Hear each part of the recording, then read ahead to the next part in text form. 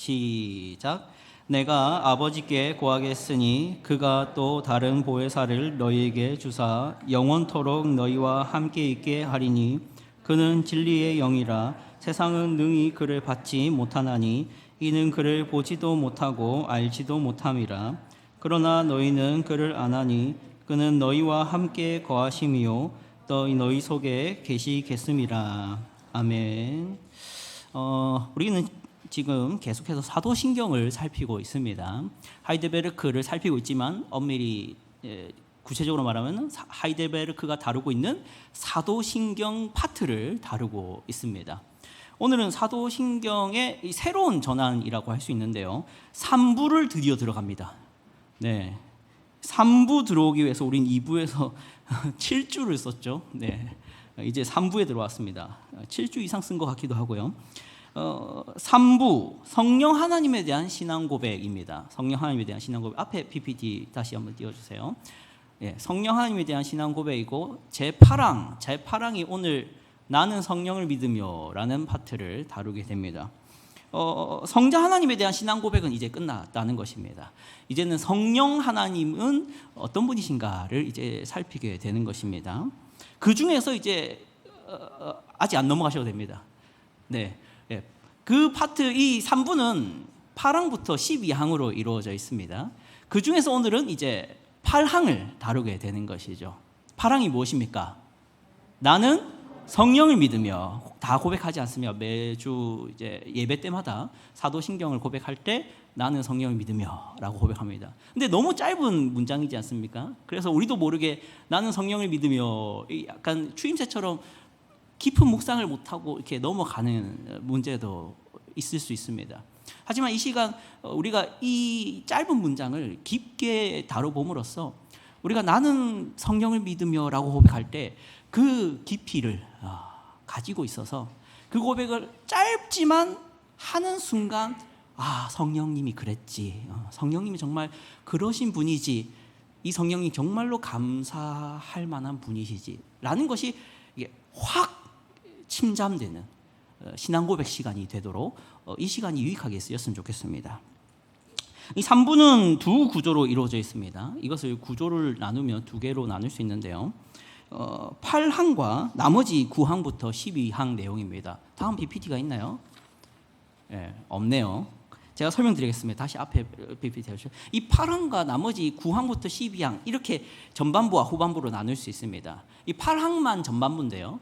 왜 8항만 전반부로 할 수 있냐면은 이 성령 하나님은 누구시며 그 성령 하나님은 무슨 일을 하시는가 하는 내용이 이 8항으로 얘기가 됩니다. 그리고 나머지 9항부터 12항은 무엇이냐? 그 성령님이 하신 일의 결과로서 우리에게 주어진 것입니다. 그러니까 9항부터 12항은 성령님이 하신 일이라기보다는 성령님이 하신 일로 인해서 열매 맺은 것들이 거룩한 공교회, 성도의 교제, 죄 용서, 몸의 부활, 영생, 이것이 성령님의 사역의 결과물들입니다. 정리가 되시겠죠? 다시 한 번 더 말씀드리겠습니다. 제가 PPT를 미처 안 넣었네요. 제 프린터에만 있고. 8항과 나머지 9항부터 12항이 나뉜다 했습니다. 8항은 성령님이 누구시며 성령님은 무슨 일을 하셨는가에 대한 얘기를 하고 있다면 9항부터 12항은 그렇게 성령님이 하신 사역의 결과로 거룩한 교회, 성도의 교제, 죄 용서, 부활, 영생이 우리에게 주어졌다. 이게 이제 3부 전체 내용이라고 이해하시면 되겠습니다. 그럼 이제 8항 내용을 이제 구체적으로 들어갈 텐데, 이 8항은 우리가 이제 다루게 될 하이델베르크 20주차 53문에 나와 있습니다. 53문 이제 읽어보도록 하겠습니다.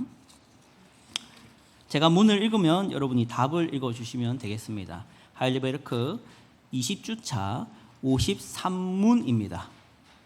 네, 좀 기다리겠습니다. 20주차 53문입니다. 네, 다 찾으셨죠? 제가 문을 읽도록 하겠습니다. 답을 읽어주시면 감사하겠습니다. 성령에 대해서는 무엇을 믿습니까?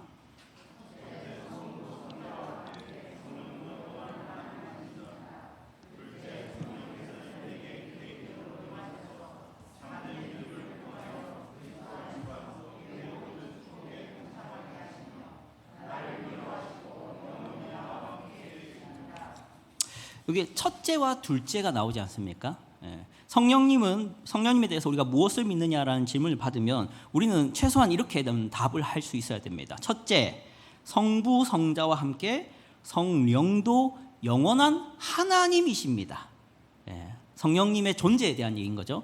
그래서 우리가 성령님은 도대체 어떤 분이십니까 한다면 바로 이 문장, 성부 성자와 함께 성령도 영원한 하나님입니다 라는 고백을 하실 수 있어야 됩니다. 그럼 둘째는 무엇이냐? 그 성령님이 하시는 사역이 뭐냐라는 것에 대한 답변인데요, 성령께서는 내게 개인적으로 임하셔서 참된 믿음을 통하여 그리스도 안에서 그의 모든 축복에 동참하게 하시며 나를 위로하시고 영원히 나와 함께 계십니다. 이게 성령님이 하시는 사역인 것이죠. 자, 그러면 이제 첫째와 둘째를 이제 세세하게 한번 살펴보도록 하겠습니다. 그럼 첫째, 성부 성자와 함께 성령도 영원한 하나님이시라 하는데, 이 얘기를 통해서 우리가 꼭 알아야 될 내용들이 있는데요, 사실 이 문장은 너무나도 단순하고 간단하지 않습니까? 성령님은 하나님이십니다. 이 말이 뭐가 어렵겠습니까? 그리고 이 말을 누가 부정하고 싫어하겠습니까? 하지만 이 문장만큼 많이 곡해되고 왜곡되는 문장도 없습니다. 성령님이 하나님이시다라는 이 문장, 이 말이죠. 특히 이러한 왜곡은 최근에, 물론 현대에는 좀 덜하지만 근대 시대, 그러니까 20세기 후반쯤에 이 성령님이 하나님이시다라는 이 거룩한 고백이 많이들 왜곡되어서 사용되었었습니다. 20세기 중후반에 미국 사회 있지 않습니까? 미국 사회에 불교와 힌두교가 급격히 영향을 주기 시작했거든요. 여러분도 잘 아시다시피 미국은 말이 기독교 국가가 아니지, 사실은 문화부터 시작해서 학문, 철학, 정치까지 기독교가 아닌 게 없습니다. 왜냐하면 태생 자체가 목회자들이 세운 국가이기 때문이죠. 물론 목사가 다는 아니지만 영국에서 핍박받았던 개신교도들, 정확하게는 청교도라 불리던 이들이 피난을 가서 세웠던 국가가 미국이지 않습니까? 그럼 미국은 태생 자체가 기독교입니다. 그래서 문화, 학문, 정치 혹은 문학까지도 기독교적인 색채가 다 물들어 있었죠. 그럼 미국의 그런 기독교적인 그런 사상과 세계관의 급격한 왜곡을 일으켰던 시절이 20세기 후반입니다. 20세기 중후반에 어떤 일이 있었냐면은, 여러분이 더 잘 아시겠죠. 이 불교, 동양의 불교랑 힌두교라는 종교가 이게 미국으로 정말 많이 수입이 됐었습니다. 그러면서 이 미국인들이 이 동양의 신비, 그리고 어떤 신비적인 어떤 동양의 주술 문화, 혹은 동양 말고도 이 아프리카의 이런 주술 문화도 있지 않습니까? 샤머니즘, 이런 것들이 이제 미국에 이제 엄청나게 수입이 되기 시작했죠. 그냥 문화를 수입한 게 아니라 그냥 힌두교인들이 넘어가고, 동양 사람들이 미국에 이민 가고, 아프리카 사람들이 미국에 이민을 가면서 이 미국 사회가 기독교 세계관이라기에는 이제는 혼합적인 세계관이 되어버리는 시절이 20세기 후반이었습니다. 그때로부터 이제 미국의 문화와 미디어, 미국의 어떤 학문, 철학까지 이 동양의 신비주의에 물들기 시작했다고 하죠. 그래서 물들어서 만들어진 게 뉴에이지라는 사상이 있습니다. 뉴에이지라는 사상. 이 뉴에이지라는 사상은 대표적으로 영화 산업에도 영향을 많이 끼쳤는데요. 여러분도 잘 아시는 영화일 겁니다. 중고등부에서 얘기하니까 한 명도 모르는 눈치여서 제가 아주 난감했던 상황이 있었는데, 뭡니까? 스타워즈 아시죠? 이거 여러분들은 1편을 보셨을 수도 있겠습니다. 저는 1편은 보지 못했고요.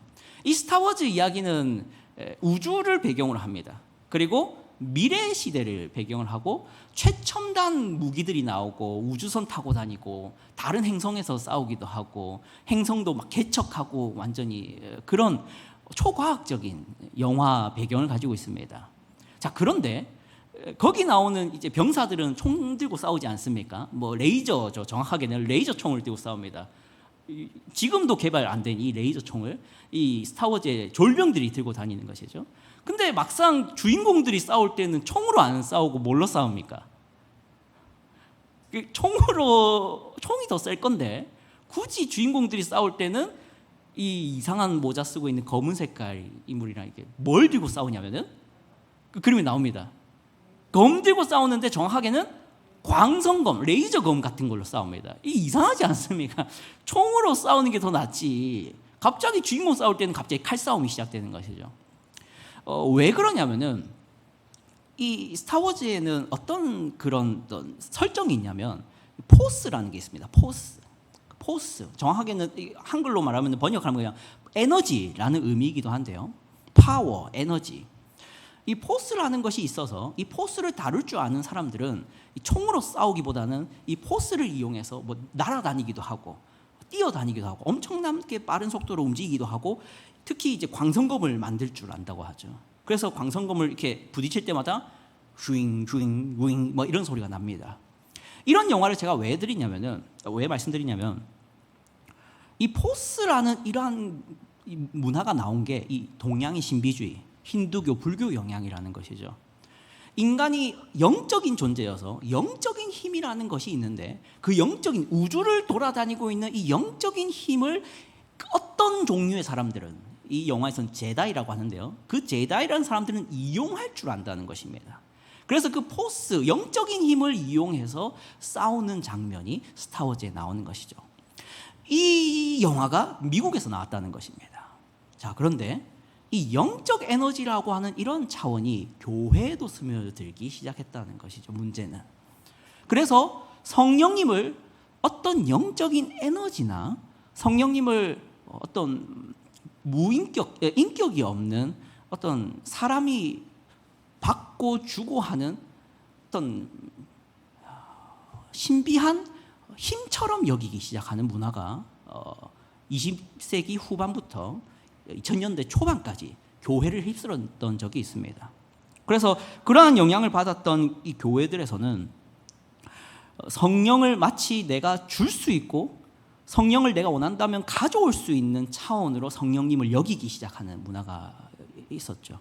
그것을 보통 뭐 은사주의자다, 신비주의자다, 아니면은 신사도주의자다라는 식으로 이제 카테고리를 묶을 수 있는데, 여하튼 이 성령님에 대해서 에너지처럼 여기기 시작하는 그러한 세태가 교회에서 벌어졌다라는 얘기를 드리는 것입니다. 자, 그러나 우리 성령님은 에너지가 아니라 하나님이시라는 것이죠. 이 하나님이신 성령님을 현대에 들어오면서 에너지나 한낱 신비 정도로, 초자연적 힘 정도로 만들어버려서 성령님을 너무나도 많이 모욕하는 문화들이 현대에 많아졌다라는 얘기를 드리는 것입니다. 자, 그러면 성령님은 어떤 분이실까요? 세 가지로 말씀드릴 수 있는데요. 첫 번째는 이것입니다.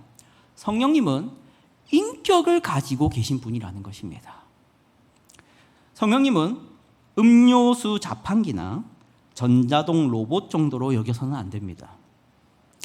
음료수 자판기는 어떻습니까? 사람이 500원을 넣으면 500원이 떠야 됩니다. 그리고 사람이 먹고 싶은 음료수를 누르면 그 음료수가 나와야 합니다. 그것은 자판기가 결정할 수 있는 게 아니라 돈을 넣고 있고 버튼을 누르고 있는 사람이 결정하는 것입니다. 성령님을 그렇게 여기서는 안 된다라는 것이죠. 우리는 성령님께 은사들을 내가 원한다면 받아낼 수 있는 차원으로 만들어 버릴 수 있습니다. 그리고 내가 원치 않는다면 성령님께 은사를 안 받을 수도 있는 차원으로 생각할 수 있는 것이죠. 이것을 통해서 우리는 성령님의 은사라는 것, 성령님이 하신 사역이라는 것이 내가 자판기를 누르고 자판기를 누르지 않고에 달려있는 것이 아니라 인격자이신 성령님께서 주도적으로 하시는 사역이라는 것을 잊지 않아야 됩니다. 그래서 우리가 성령님께 은사를 바라든 성령님께 우리의 도움을 바라든 우리는 그분을 좌지우지할 수 있는 것처럼 생각해서는 안 되고 언제나 그분을 존경하고 공경하는 가운데 그분의 도우심을 구하는 자세로 성령님께 여러 가지 힘들을 구할 줄 알아야겠습니다. 두 번째는 이것입니다. 성령님은 명칭 그대로 거룩한 영이라는 것입니다. 거룩할 성이지 않습니까? 어떤 점에서 거룩한 영이라면 그분 자체가 거룩하시기 때문도 있겠지만 여러분을 거룩하게 만드실 영이기 때문에 거룩할 영이라는 것입니다. 성령님께서는 분명히 우리들을 거룩하게 만드시는 직무를 부여받으셨습니다. 그래서 예수님께서는 자신이 올라가시고 성령이 너에게 와야 된다라고 하신 것이죠. 예수님께서 하신 사역은 분명히 죄를 사할 수 있는 토대와 근거입니다. 그분의 십자가는 우리 모든 인류의 죄를 사할 값입니다. 하지만 그 십자가를 여러분에게, 저에게 가르치시고 전달할 수 있고 이해시키고 그것을 붙잡고 못 놓치게 만드는, 우리의 손에 본드를 바르셔서 십자가에 한번 붙잡아서 다시는 떨어지지 않게 만드는 일을 하시는 분이 성령님이십니다. 그래서 성령님은 우리를 거룩하게 하시는 영이라는 것을 우리는 기억해야겠습니다. 세 번째는 이것입니다. 성령님은 아까도 말했지만 하나님이시라는 것입니다. 어떤 점에서 그러냐면 그분의 본성에 있어서도 전능하심, 전지하심, 무한하심, 초월하심, 영원하심, 그 본성에 있어서도 하나님이시겠지만 그분이 하신 일들, 그분이 이루신 위업들에서도 그분은 하나님이라 불리기에 손색이 없으신 분이십니다. 성령님께서는 온 만물을 창조하실 때 계셨고, 성령님께서는 죄인들을 구원하실 때에도 같이 일하십니다. 그러므로 우리 성령님은 성부 하나님과 성자 하나님만큼 고귀하고 영광스러운 분이라는 것을 잊지 않도록 하셨으면 좋겠습니다. 그래서 우리는 성부 하나님과 성자 하나님께 영광을 돌릴 때 성령 하나님은 소외시키지 않도록 노력해야겠습니다. 물론 우리 성령님께서는 겸손하셔서 성자님만 드러내고 싶고 성부 하나님만 드러내고 싶어 하시는 분이십니다. 하지만 그분이 그러고 싶다고 해서 나도 그래서는 안 되는 것이죠. 제가 겸손해서, 우리 목사님이 겸손해서, 우리 장로님들이 겸손해서 우리에게 겸손히 보이고 싶어 하는 것과 별개로 한낱 강도사인 제가 그분들을 겸손하고 싶어 하시니 겸손하고 싶으신 대로 나도 편하게 돼야겠다 해서는 안 되는 것처럼 말입니다. 우리 성령님은 참으로 겸손하십니다. 그래서 우리가 성경을 읽어보시면 성령님에 대한 얘기는 별로 안 나오는 것 같지 않습니까? 성령님을 뭔가 높이거나 영광 돌려라는 표현들은 거의 나오지 않는 것 같습니다. 그게 왜 그러느냐? 이 성경의 저자가 성령님이시기 때문입니다. 성경의 저자가 성부셨다면 성자와 성령님만 나오셨을 수도 있겠죠. 이 성경의 저자가 성자 하나님이셨다면 성령과 성부에 대한 얘기만 많이 나오셨을 수도 있습니다. 하지만 이 성경을 기록하는 한 사람을 감동케 하셔서 그 영에 감동한 자들을 사용하셔서 성경을 기록해 오신 주체가 성령 하나님의 사역이기 때문에 그 성경은 성령 하나님 본인의 이름이 잘 나오질 않습니다. 그런데 우리는 이걸 잊지 않아야 된다는 것이죠. 우리 성령님을 결코 감사의 대상으로, 기쁨의 대상으로, 찬양의 대상으로는 놓쳐서는 안 된다는 것, 그것을 잊지 않으셨으면 좋겠습니다. 그럼 이제 성령님은 누구신가에 대한 얘기는 세 가지로 끝냈습니다. 그럼 성령님이 하신 사역에 대해서만 이제 좀 얘기하고 설교를 정리하도록 하겠습니다. 성령님이 하신 사역에 대해서는 아까 얘기가 됐었던 내용인데요. 성령께서는 내게 개인적으로 임하셔서 참된 믿음을 통하여 그리스도 안에서 그의 모든 축복에 동참하게 하시며 나를 위로하시고 영원히 나와 함께 계신다. 이게 성령님의 사역이라고 했습니다. 이것을 총체적으로 한마디로 말씀드린다면 성화입니다. 성화. 성령님의 주된 사역은 우리를 거룩하게 하는 사역이라고 해서 성화의 사역을 감당하십니다. 이 성화는 구원의 시제에 있어서 현재형입니다. 구원에는 시제가 있다는 것을 잘 아실 수도 있는데 혹시나 모르시는 분들을 위해서 한번 구원의 시제에 대해서 잠깐 말씀드린다면 구원은 과거형이 있고 현재형이 있고 미래형이 있습니다. 과거형은 칭의라는 단어 들어보셨을 텐데요. 우리를 의롭게 하는 사건, 그게 칭의라고 있습니다. 그게 과거형이라면 구원의 현재형은 성화라고 합니다. 우리가 지금 현재 거룩해져 가는 삶을 말하는 것이죠. 그리고 구원의 미래형은 영화라고 있습니다. 그것은 우리가 마지막 날에 완전히 영화롭게 되는 것을 말하는 것이죠. 그래서 구원은 이 3시제가 있습니다. 그래서 혹시나 이거는 다른 약간 주제에서 벗어날 수도 있는데 성경을 읽을 때 구원에 대한 주제의 본문을 읽으실 때 이게 과거의 칭의를 말하는 구원인지 성화를 말하는 구원인지 미래를 말하는 구원인지를 구분하면서 읽으셔야 오해를 하지 않습니다. 칭의는 예수 그리스도를 믿는 그 즉시 가지는 구원이라면, 그래서 구원 받았다라고 말하는 것이라면, 성화는 앞으로 더 성화되어 가야 되는 구원이기 때문에 구원 받아가라, 더욱 구원을 완성해라, 구원의 다른 박지를 더욱 힘차게 구원을 위해 달려가라라는 말처럼 표현이 되고, 그리고 미래형은 너희가 약속된 그 구원, 완전해질 그 의를 받을 그날처럼 이렇게 미래형으로 표현이 되는 게 있습니다. 제가 다시 본론으로 넘어오겠습니다. 지루해하는 느낌이어서. 구원에는 이렇게 3시제가 있는데, 성령님이 하시는 이 성화라는 것은 우리의 지금의 구원을 말을 하는 것입니다. 우리가 지금 더욱 거룩해져 가야 되고 더 경건해져 가야 되지 않겠습니까? 그 일을 성령님이 하시고 있다라는 것을 말하는 것입니다. 자, 그러면 이 둘째 이 문장을 네 가지로 구분할 수 있는데요. 첫 번째는 이것입니다. 먼저 우리의 성화를 위해서 성령님이 내게 임하신다라는 것입니다. 성령님께서는 앞에 언급하면서 강조했던 주제이기도 한데요. 우리가 오라 가라 하실 수 있는 분이라고 얘기하지 않고 언제나 그분이 인격적인 분이셔서 자신이 주도적으로 오신다고 했습니다. 자, 그런데 그런 면에서 성령님이 주어진다는 것은 우리의 잘남이 아니라 선물이라는 것이죠. 성령님이 우리에게 주어진다는 것은 성령님이 우리에게 자신을 주신 것이지 우리가 강제로 받아낸 것이라고 생각해서는 안 됩니다.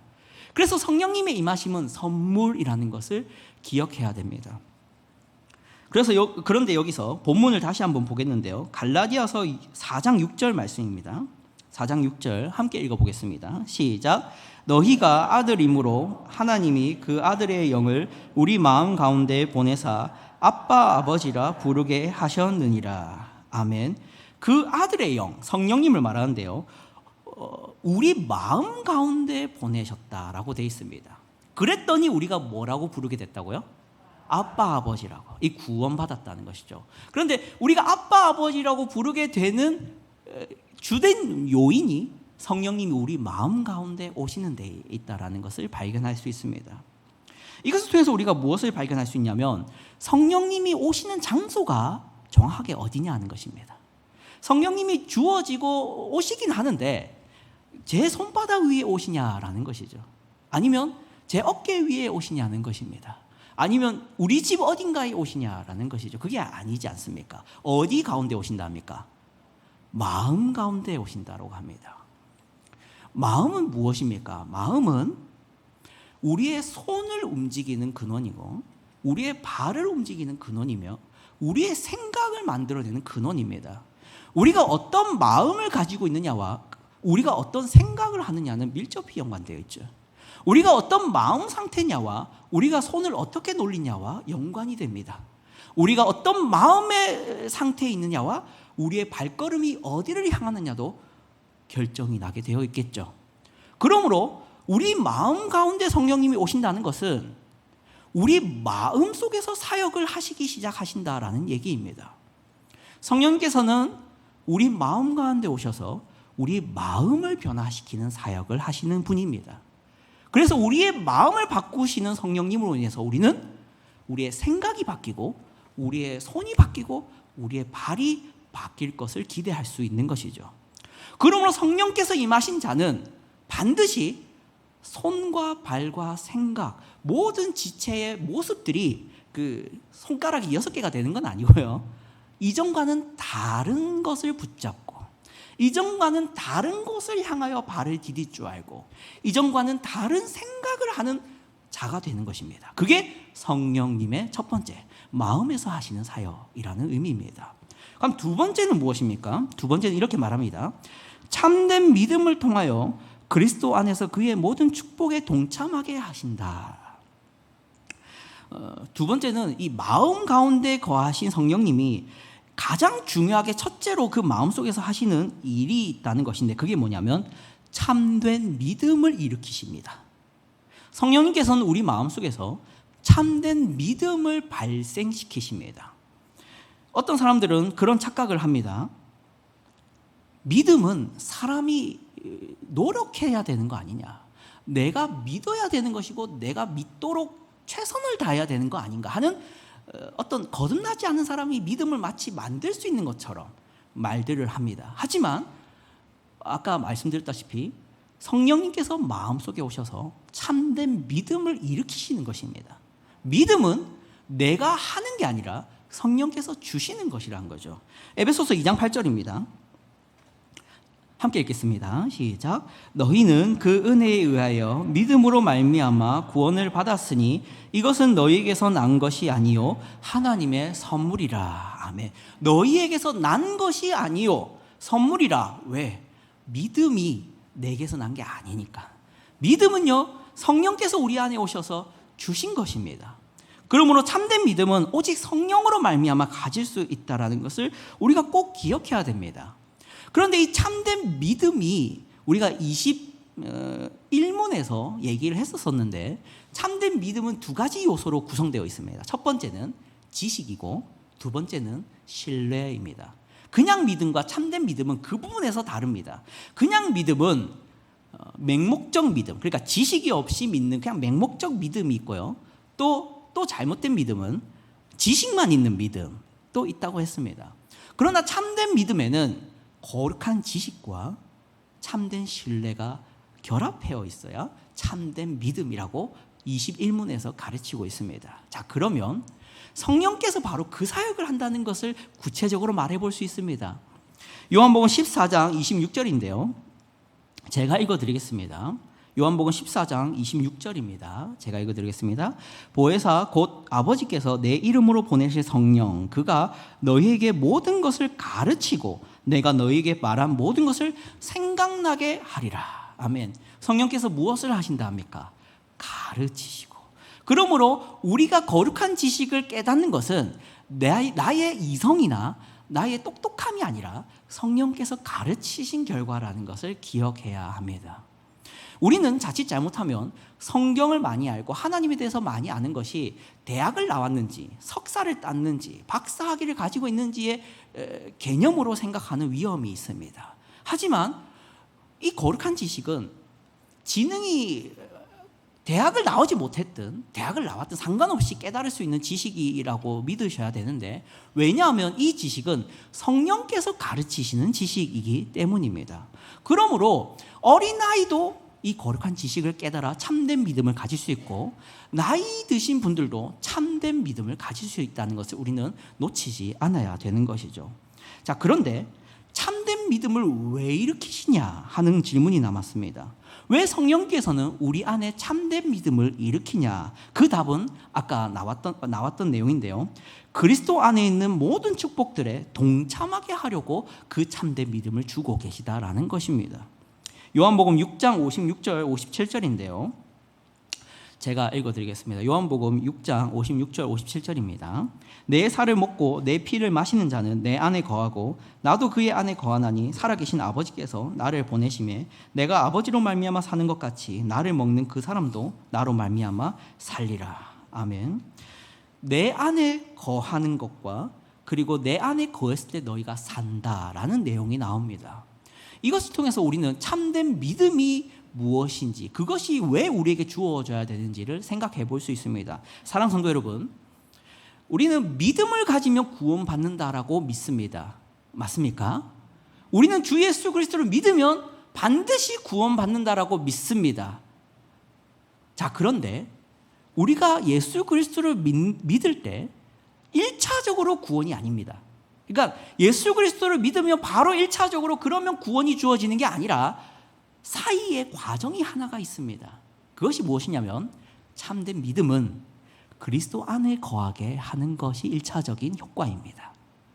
참된 믿음은 구원으로 바로 나가는 것이 아니라 그리스도 안에 거하는 것을 만들어냅니다. 그것을 연합이라 하는 것이죠. 그것을 그래서 우리는 어디서 확인하냐면 성찬 때 확인합니다. 우리는 믿는 자들만 성찬에 참여합니다. 그리고 믿는 자들은 그리스도의 살과 피라고 말하고 있는 그것들을 먹습니다. 그것을 통해서 우리는 믿음으로 그리스도와 하나 되었음을 확인합니다. 그게 믿음입니다. 믿음은 우리로 영적이지만 그리스도와 하나 되게 합니다. 그 결과 구원이 주어지는 것이죠.